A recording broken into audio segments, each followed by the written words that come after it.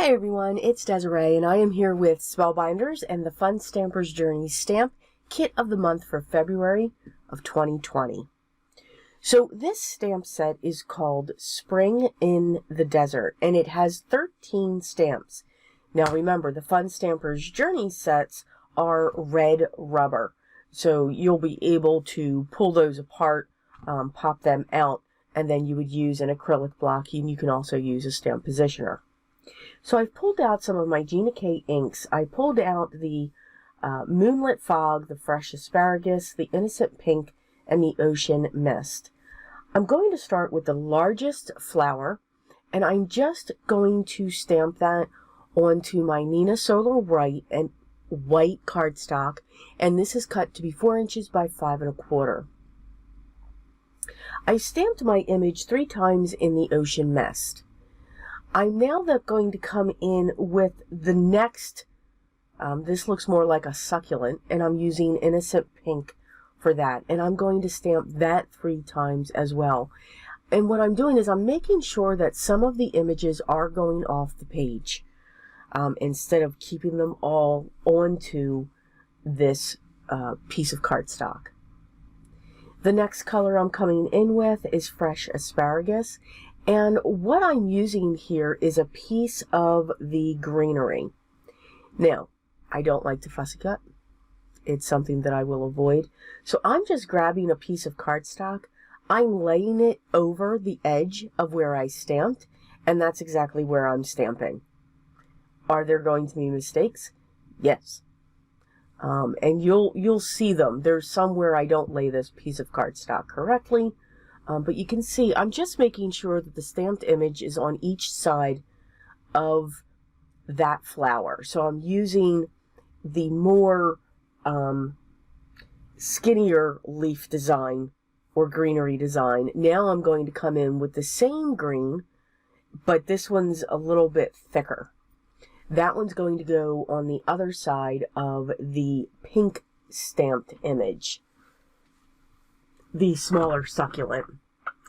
Now, when it came to this, there were a couple times that I didn't have the point directly where it should have been, like right here.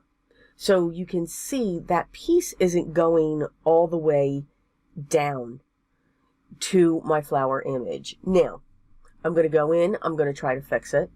I still have a gap, and I'm just going to stamp again. So again, it just is these loops. So I'm not really too concerned if this is perfect or if it's not. I just want the image of those leaves there. So sometimes I get it right there and sometimes I don't, and that's okay. So what I'm really using is also the point of the cardstock, because that image had more so points, so I was able to put the cardstock right in there. This way I was able to forget about fussy cutting. I didn't have to do that. So it's an option if your image allows that. I'm coming in with the Moonlit Fog, and I'm using the third floral image or succulent image or cactus image, whatever you want to call it, because they are spring in the desert. So I'm just stamping those and filling in where the greenery's not crossing over. And that is our background. So we created our own pattern paper. I'm then going to come in. I have this piece of cardstock, and this is cut 4 1/4 by 5 1/2. Now I'm forgetting I didn't put my other cardstock on top of it. This is where I remember that. So I'm going to take my pattern paper panel and just put that right on top of that panel. I did want this to be the mat. I was just doing it a little bit differently. For some reason I wasn't putting the pattern paper on top of the mat that I wanted to create. I'm just pushing away some of the adhesive from the tape runner. And now I've already taken care of stamping my sentiment, and I chose Life Doesn't Have to Be Perfect to Be Beautiful. I chose that because, again, the way that I stamped those greeneries around the flower, it's not perfect, and it's still okay. I'm using a piece of shimmer cardstock from my stash, and the dies that I used are the deckled edge dies from Spellbinders. So I'm using that as my frame. I've all set the sentiment in there, and I'm going to set this towards the bottom, but in the center. And I'm going to make sure that the sentiment is actually sitting straight for the most part, and where the background mat for the sentiment is not. I'm going to grab my standard A2 size card base, and I'm going to score this at 5.5. And this is going to now measure 4 1/4 by 5.5, and it is going to be a top folding card base. I'm going to use my paper creaser just to make sure that's got a sharp crease to stay down. I'm going to put more adhesive on the back of my panel, and I'm going to set this right on top of my card base. Now, since this was cut 4 1/4 by 5.5, I am able to cover the entire front of the card.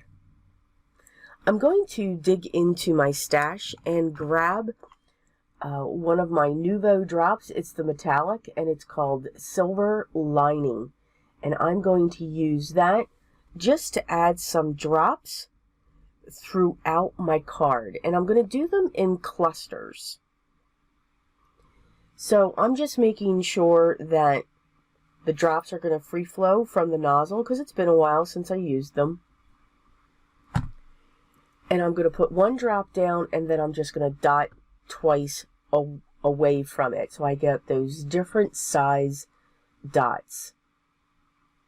And I'll do 5 clusters of those on my card. And again, it's just filling in those white areas so that there's not, you know, this vast area or open space, let's say.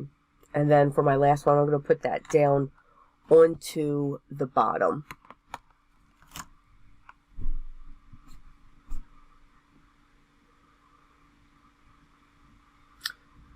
I'm going to gently tap the card onto my mat just so those dots, the Nuvo dots, level out. And that is our card using the Spellbinders Fun Stampers Journey stamp set of the month for February. I do hope you enjoyed the project. I do hope that the tip by creating your own pattern paper will help you if you just have stamps. Maybe you're not a pattern paper person, but you do like it, and maybe it's just not something that you want to gain to collect.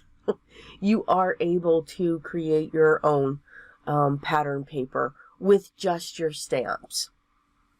So as always, all the products that I used will be listed down below. If you have any questions or comments, please make sure you leave those down below as well, and I will get back to you as soon as I can. If you haven't already, I'd love for you to subscribe. Make sure you ring the bell, and make sure you hit the thumbs up. And remember, by ringing the bell, that just lets you know when the next video is live and it's ready for you to watch. I hope everyone is having a great day, but always remember what's most important. Always be creative.